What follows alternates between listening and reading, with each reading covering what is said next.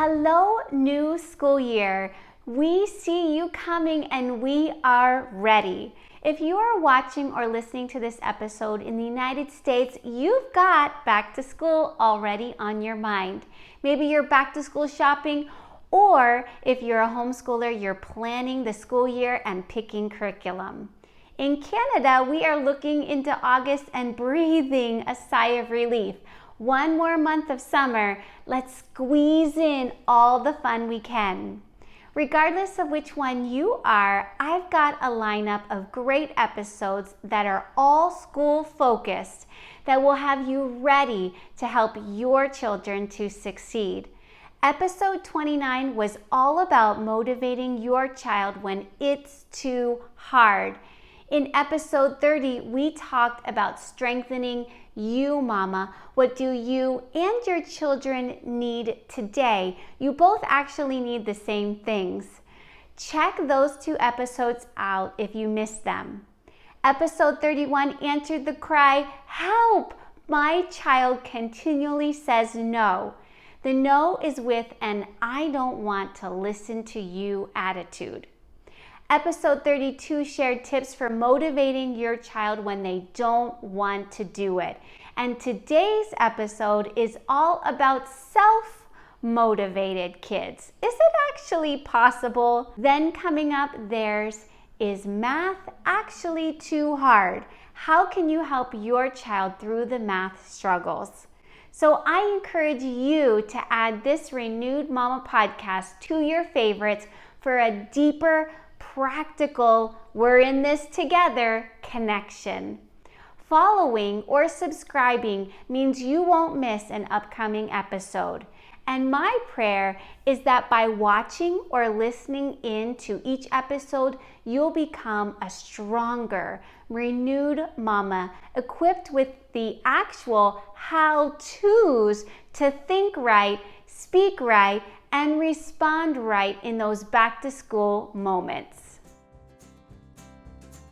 Welcome back to another episode of the Renewed Mama podcast. I'm Kimberly Mutar. I'm a homeschooling mama to 3, a tutor, and a gal with a big heart for kids.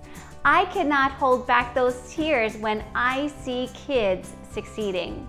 I'm the creator of Speak Life badges, sticker award badges for kids that help you to speak God's words over your children and break any lies they might be believing about themselves. And I send postcards to children all over Canada and the United States disguised as Austin the Hedgehog for Austin's Kids Club. I'm so glad that you are joining me because I'm not the only one who's doing all the things. You are too, and we need to take time to slow down, breathe, and renew. Let's do it together during this Renewed Mama podcast. It's you and me taking some time to pause and check in with our thoughts, the words we are saying, our parenting approach, and our communication, because it's easy to feel at our wits' end when our kids are not motivated. Let's talk about how you can spur on self-motivation in your kids, because it is possible for them to do more than just the bare minimum. I know you've heard it before. Why do I have to do this? Your kids have said it, my kids have said it, and if we're honest, we have said it too. Why do I have to do this? Before you say to your kids, because you have to, doing your schoolwork is your job right now. It's your responsibility. I mean, really, does saying that motivate them to hop up, walk away from their device, and get down to work? No way. Who are we kidding? You can spur on self-motivation in your kids by going back to what they are interested in. We'll use sports as our example. You can say, it's like when you go to basketball practice and you do the drills again and again and again. Why do you have to do the same drills again and again? So you get better and improve your skill. You throw sharper. You dodge and block more quickly. You work on anticipating what the opponent will do next so you can be one step ahead of them. All of that practice means that when game time comes, you respond, shoot, and score better, right? It's the same skill you need for your schoolwork. The more you practice, you get the answer right. It will become easier. You are training your brain muscle and you are pushing through the hard stuff, which is a life skill. Make it the culture in your home to go the extra mile. We are always talking about going the extra mile in our house, doing the work completely, seeing it through to the end, whether that's cleaning up after baking cookies, cleaning their bedroom, or completing a school workbook page.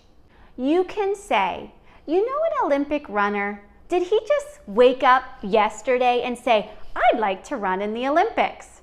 There's a lot that has to be done to qualify for the Olympics, right? And what does he have to do to get to the Olympics? He has to train a lot. He has to run, swim, lift weights, eat good food. He doesn't say, oh, I don't feel like getting up today and running. I'm just going to stay in bed longer. He knows he has to go the extra mile or he won't qualify to be in the Olympics. And when he does make it to the Olympics, he doesn't walk out onto the track waving at the crowd, "Hi, Mom! Hi, Mom!"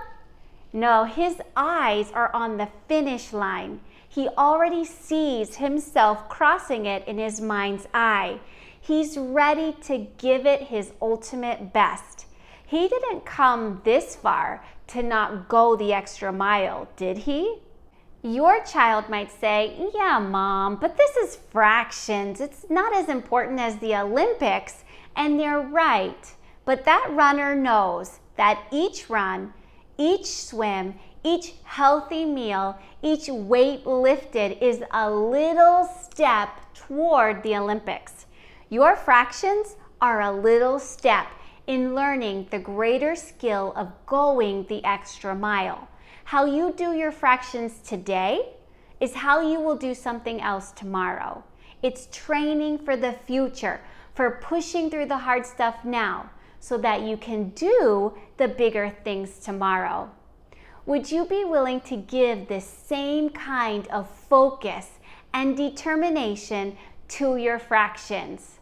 Mama, if you need to pause this episode, rewind, and write down that script, do it, because it will help your child learn the importance of being self-motivated. What you are doing is painting a picture. You're relating it to real life. All they can see is the here and the now, but you see the big picture. And at the end of the day, I care more about them being willing to go the extra mile and push through the hard stuff because they'll need that for life. They'll come back around next year and review fractions again. Remember that as your child is motivated and does it, award them with a Speak Life badge that says, I stayed faithful to the task. I work with excellence. I am willing to learn. I am diligent. I am persistent. I am committed. And I use my energy to do amazing work. You can still award them with a Speak Life badge even before you see that self-motivation come to be. You can say, I believe in you too, and then whatever it is they need to do without being asked. May I give you this sticker badge because I know that you will take initiative. If there is one gift that you could give your children today, it would be your words, chosen carefully and spoken well. The words you speak today are like seeds planted in their hearts and minds. These word seeds will sprout and bear fruit in their life as they grow and become adults. Use Speak Life badges, sticker award badges, along with suggested scripts or words you can say in the situations you encounter with your children. These scripts are designed to help you to speak speak to your child's individual personality, to break lies they may be believing, and to help them to grow up with a truth-filled mindset. Get them today at speaklifebadges.com. How about your younger child? What if they say, "Why do I have to do this?" You say, "Oh no, you don't have to do this. You get to do this." Smile at the task, arm pump it, and say, "I get to do this." Every child will resist this. I promise you. It's okay to be the annoying, "Come on, Mom." In this moment, be consistent. They just need a mind shift. We've all been there when there's no want to do the work and no self-motivation. We feel it too, don't we? And we're adults.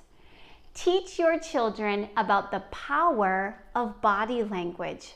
The smiling, the pumping of the arm, or the clap, and saying the words, "I get to do this," is all body language that influences us. It can sound like this. Do you know that when you slump and sigh and get the poochy lip, or put your chin in your hands, your body language is telling your brain, "I don't want to do this. Why do I have to do this? This is boring. This is stupid." Is that what you want to tell your brain? Your brain is smarter than you think. It's like, how can I help Kimberly do well? It's always ready to solve a problem and to help you out. But when you tell it with your body language and your thoughts, "I don't want to do this. Why do I have to do this? This is boring. This is stupid." It says, "Beep, beep, beep, beep. Roger that. I can shut down because they don't want to do this." Is that what you want? I know what can help your brain and you. Would you sit up straight? Would you smile? Would you take a deep breath? Now would you say, "I get to do this"? How did that feel? And if they don't want to do it the next time, you, Mama, can calmly say, "Would you like to try that again, this time saying, 'I get to do this,' with a smile?" Saying, "I get to do this," with a smile really helps me. I see the fingerprints on the wall and I say to myself, "It's okay. It'll only take a moment to wipe down the walls. I get to do this." I see all the dog hair on the floor and I can complain. I promise you, I have complained. But I give myself a clap when I stop myself and say, "It's okay. The kids get to vacuum." We all take turns. It'll look so much better once we vacuum. I do a little celebration. It's a simple clap for myself when I think right, speak right, and respond right. But it takes intention. It takes focus and self-motivation, but it makes me a better mama, and I'm here for that. So demonstrate self-motivation. The next time you don't want to fold the laundry, say out loud, "I get to fold the laundry." Big smile. We have had so much fun in these clothes. Get your kids to retell all of the things that they did wearing those clothes. Now they are clean and ready for more adventures, right? When you don't feel like cooking dinner, say out loud, "I get to make dinner. Something yummy is coming right up," and invite your kids to help you in the kitchen. Our kids are watching, so show off your self-motivation and they'll follow. Was this helpful? Do you now have some practical suggestions for growing the muscle of self-motivation in your children? Let me know. Share in the comments or message me your biggest takeaways from this episode. Stay tuned for the next episode, Is Math Actually Too Hard? How you can help your child through the math struggles. Be sure to add the Renewed Mama podcast to your favorites for a deeper, practical, we're in this together connection. follow, or subscribe so that you won't miss an upcoming episode. Would you DM 3 mamas you know who need to hear this truth so that they can be encouraged and renewed too? Lots of love. Bye.